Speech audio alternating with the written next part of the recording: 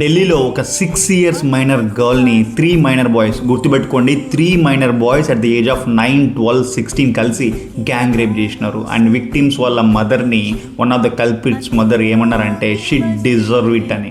तीनों ने गंदा काम किया, तीनों ने 18 January 2026 ఈ ముగ్గురు అబ్బాయిలు ఆ చిన్నపిల్లతో ఆడుకుంటూ ఆ చిన్నపిల్లకి ఫుడ్ ఆఫర్ చేసి ఒక వేకెంట్ బిల్డింగ్లోకి తీసుకెళ్లారు.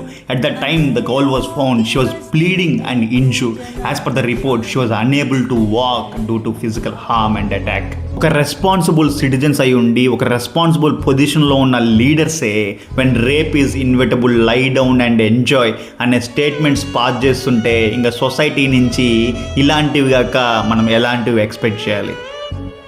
ఒక్కసారి ఆలోచించండి. చాలామంది ఏమంటున్నారంటే ఇలాంటి మైనర్ అబ్బాయిల మీద ఎలా కేసు ఫైల్ చేయాలి, ఎలా పనిష్ చేయాలని. వీళ్ళు మైనర్ అబ్బాయిలు అయితే కాదు, వీళ్ళు టైం బాంబ్తో సమానం. ఇలాంటి వాళ్ళని డిఫ్యూజ్ చేయడం ఈ సొసైటీకి ఎంతో అవసరం.